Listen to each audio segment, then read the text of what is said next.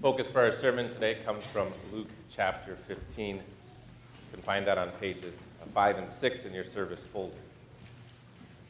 Grace and peace to you from God our Father and Jesus Christ, our Lord. Have you ever given a gift and the gift you gave, just the reaction the person you gave it to just was not expected? You thought, oh, this is just the perfect gift, and they're going to love it, and they kind of get it, and they're like, what is this? Or, why did you think I wanted this? I didn't have that exact experience, but I had a similar experience where I just felt so bad about a gift, and I didn't know how to react. I was in China a few years ago, and we had people over to our house, maybe anywhere between like 3 to 5 times a week for Bible study and church and so forth. And we wanted ways to hang out more and to do activities. So I wanted a Wii. One of the Wii, you can play the tennis and all the bowling, all that stuff. And Mario Kart, right? And so I had talked to I think it was my parents and my in-laws, and they together bought this gift for me, this Wii. And I knew a friend was bringing it shortly after Christmas. But on Christmas, some of the people on our mission team, some of the other lay workers, the Americans who we worked with to share the gospel over there, they had this awesome surprise. I'm horrible for people to buy gifts for it. You have to ask my wife. Like, I either buy it for myself or it's just hard to find something for me. But these people on our mission team, they bought me a Wii. And so I'm opening up the Christmas present and I get this Wii and I'm like, this is so awesome, but I'm getting one. And I just didn't know how to react, right? You just, and I can't imagine what they were thinking. They're like, oh, this is the greatest gift. Like, he wanted this. It's a surprise, and it's hard to surprise me. And here I am, and I could just imagine my face being like, Sometimes when we give gifts or get gifts, it's not what is expected, is it? When we look at God's love and the gifts he gives us, the lavish love he gives, people don't all receive it in the same way or treat it the same way. When we look at the story of the prodigal son or the lost son, we see this love of the Father, this lavish love.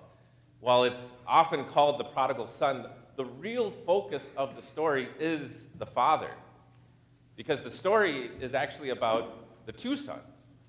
It's not just about the one, but it's the 2. If you see at the beginning of the parable, he's telling the story to the Pharisees, right?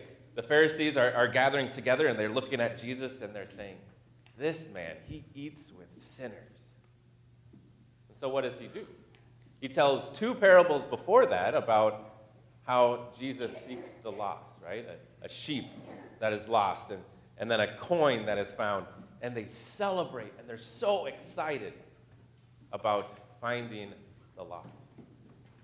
And then he tells this other story where it's not someone going to seek, but first we hear about this son who does something with God's love first. We see what he does, that there's these 2 sons, and he says, the younger one, in verse 3, went to his father and said, Father, give me my share of the estate. Okay. What's this mean? Let's translate this into our language today. Saying, Dad, give me my inheritance. Wish you were dead. I don't need you. I don't need your love. I don't need who you are or our relationship. I just want your money. I want your things. This could be probably the worst thing a child could say to a parent, right? Wish you were dead. Just give me your stuff. And what we don't always think about is, did the father have to do this? What could the father have actually done? He could have said, get away from me. You're no longer my son. I don't owe you anything. But instead, he gives him the estate and he sends him off. So this father has great love to the son, but then what does this son do? We see the first instant of lavish love where the son goes off and he abuses this lavish love. This lavish love is abused, and how is it abused? The younger son goes off to a distant country. There he squanders his wealth in wild living. We don't know exactly everything he did later. We find out the older son that he says he spent his money on prostitutes, but I think, again, translating it to our world, he went to Las Vegas, right? He just lived it up, and kind of, I just picture him almost buying people and buying things, right? Buying friendships. And if you really look into, think about prostitution, that's buying people for their love, or a type of love. So he used this money and tried to live up life and abuse that love that the father gave him. What was the result? We see that, well, he's losing his money, he doesn't have much left, and then a famine hits. And he's in need, and he needs to work. But not only does he need to work, but he hires himself off to a farmer, and it doesn't seem like a great farmer, right? He sends him off into the fields, and he says, okay, you can help and feed the pigs. What's his daily wage? Doesn't even say he has a wage, but there he is, and he's sitting there, and he's just wishing to eat the food that pigs eat. And I'm not a farmer, but some of you probably raise pigs, and they don't always eat that. They can eat slop, right? They can eat pretty much anything. But do you notice another thing it says? He wishes to eat the food that the pigs eat, but then it says that no one gave him anything. Who's there for him? What does he have? He doesn't have food. He's starving, but not only that, he has no one.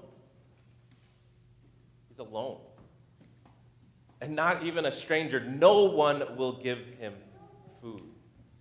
His sins had led him to do wicked things, to waste this money, and then it had led him to one of the worst places. To have nothing and have no one. He's lost. And he's starving and sitting in the mud and muck of pigs. Then what does he remember? This is really important, because why does he start to get up? Why does he change and want to go home? It says he remembers what his father is like. He says, with my father, how many of my father's hired servants have food to spare, and here I am, starving to death? He remembers that his father is a loving, not just a loving father, but a loving man. His servants have more than enough to eat. His servants are not treated like he's being treated, but he remembers the lavish love of his father. And so he says, I'm going to go back, and I don't even want to be a son. I can just be a servant. I don't need all the things I had before, and I'll just work. I'll work it off. I'll be in a better place if I can just even be a servant at my father's house. And then in verse 20 it says, he got up and went on his way. And that could be a figurative speech, but you could also think about it that here he is getting up out of that muck with the pigs. And as he's going home, he's rehearsing and thinking of what he's going to say to his father, right? I have sinned against you and against God. Right? I don't even deserve to be your child. And he's rehearsing and he's rehearsing. He's repentant.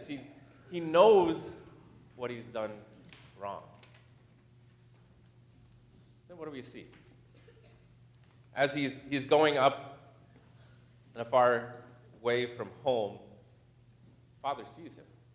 And so what does this tell us? That the Father sees him is he's not just busy and not thinking or caring about this son. He's watching for him.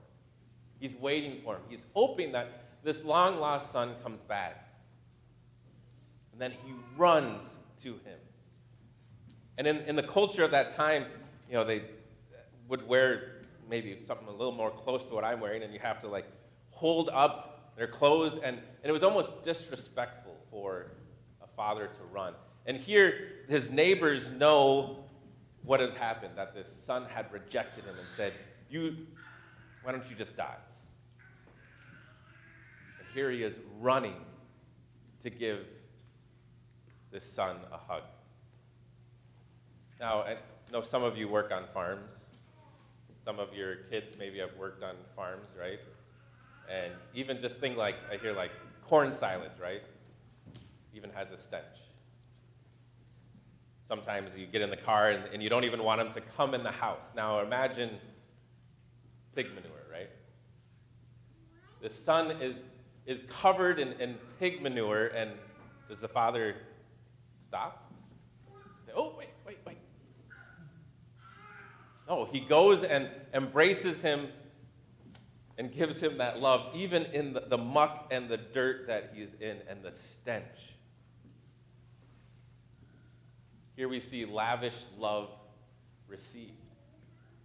And the son is just expecting and wanting, he's just wanting to be a servant, to work it off. But what does the father say? He doesn't even let him finish his apology, but instead he calls his servants and he says, bring a robe and bring a ring and kill the fattened calf. My lost son is back. He once was dead, but now he's found, right? He shows this lavish love when it wasn't expected and what it wasn't deserved. And he does all these things to show you're not a servant. You are welcomed back into the family. This is the love that God gives to sinners. This is the love that God gives to you and to me every time we turn away and we deliberately go and do the things we know we're not supposed to do, and we do them over and over and over again. We go, God, I don't deserve this. I deserve your punishment, and I want to go as far away. I can barely look. And finally, after maybe we've lost too much, and we feel like we have no hope, where do we turn? We finally go back to God. And what does he do? Does he make a list of things we have to do? Okay, you must do this, you must do this. No.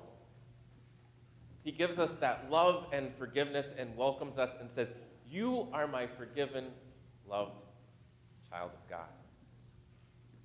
That's who God is. That's who Jesus is, that welcomes sinners, welcomes the ones that others reject and mock and scorn. Because this is what we see, right? Then the older brother comes back, and you can just imagine this. He's out in the field, and he hears music, a party. It even says dancing, right? He hears music and dancing. He says, oh, what's going on? He says, oh, your brother's back. And how does he feel? He's so angry. Is he rejoicing? Is he celebrating like all those parables before of the lost sheep and the lost coin? This lost son is back. No. He's angry and he refuses to go in. This lavish love that the father shows is despised by this older brother. The older brother can't even stand to go in and talk to the brother or join in the celebration at all. And so the father comes out. He says, come on in. Come celebrate. But you don't notice what the older brother says. This son of yours. He won't call him his brother.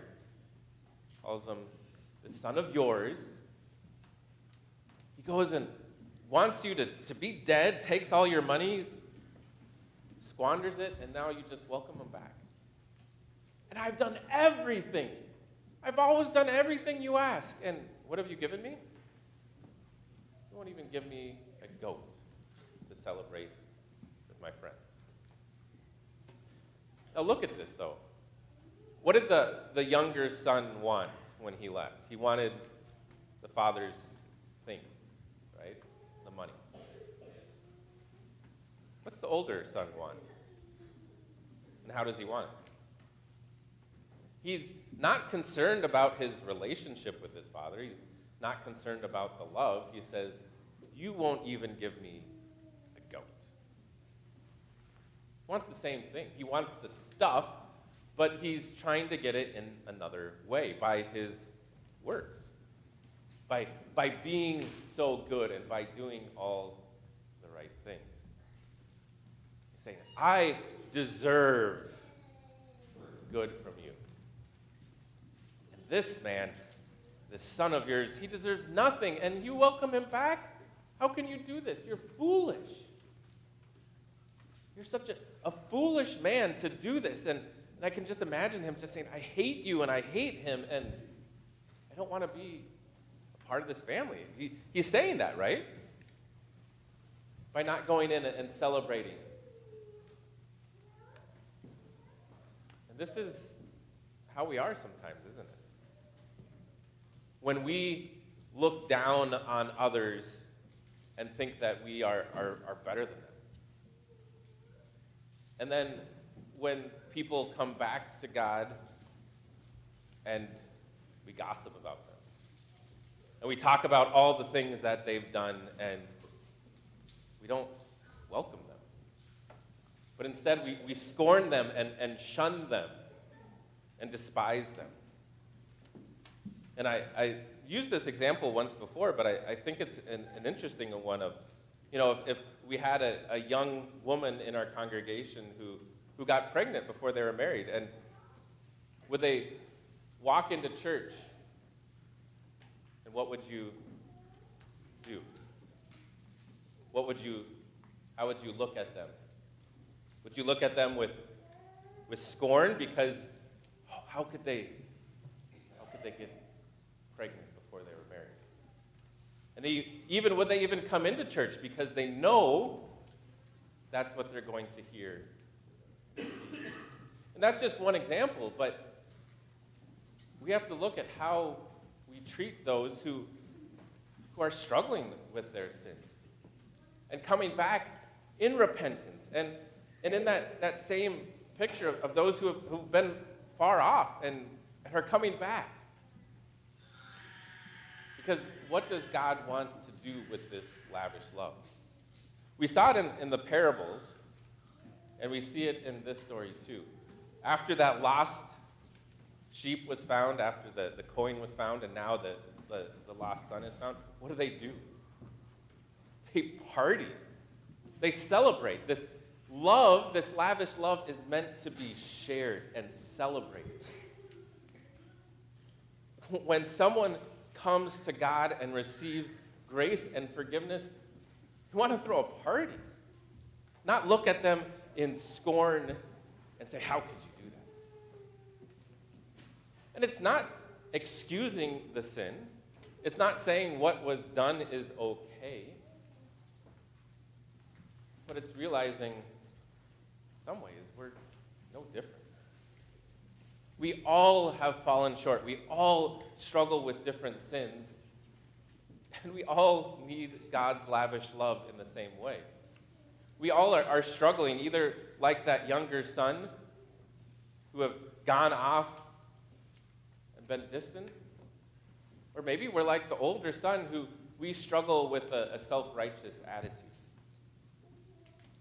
The important thing is that we find ourselves maybe in both of these sons at different times, where you can see, I've done this and I've done that. I've abused God's love, and I've despised when God gives his love to others. So then how can we share his love? How can we celebrate his love? We share his love by telling others and telling of that great joy that we have. And we want others to have it too. And know that they are forgiven and loved. And those people who are bogged down with such guilt and fear and feel like they'll burst into flames when they step into a church. To tell them they are loved. We also share it and celebrate when people do walk in. And we rejoice. As we continue to start our Barnabas ministry, there may be people that haven't been in church for a while, right? That's our goal, right? We want people who have maybe been far from God, far from his word at times, to be back and to be experiencing God's love. That's why we come to church. Not because you have to, not because anyone forces you to, but because here you hear about God's love. You hear about the gospel here where the rest of the world don't hear it. And so we welcome people back, and we treat them like brothers and sisters. Not like the older son who says, you don't belong here. I don't want any part of this. But to welcome people back and to celebrate. To know that we each don't deserve God's love, but he's given us this lavish love that we could never pay back. We could never earn. But he's given us in such a beautiful way that it has to be shared. It has to be celebrated. We have to have a party because of what it means. It means grace and salvation and forgiveness with no requirements, but given out freely. That's what his lavish love means. The parable ends in kind of an interesting way. Both that, just like Israel, this younger son, we have no promise that this younger son's not going to abuse his love again, do we? We don't know. And then the older son, he's out there. And the father's pleading with him to come back in. But it ends before we know. This story is told to those Pharisees. Those he's asking and pleading with to come into the party, to come into God's family. This is the message we have to share. That God gives this lavish love. And it's not all about us. It's not our work. It's not our power, but it's our privilege to share and to celebrate what God's lavish love means. It means our grace, our forgiveness, and our salvation, and true peace into eternity.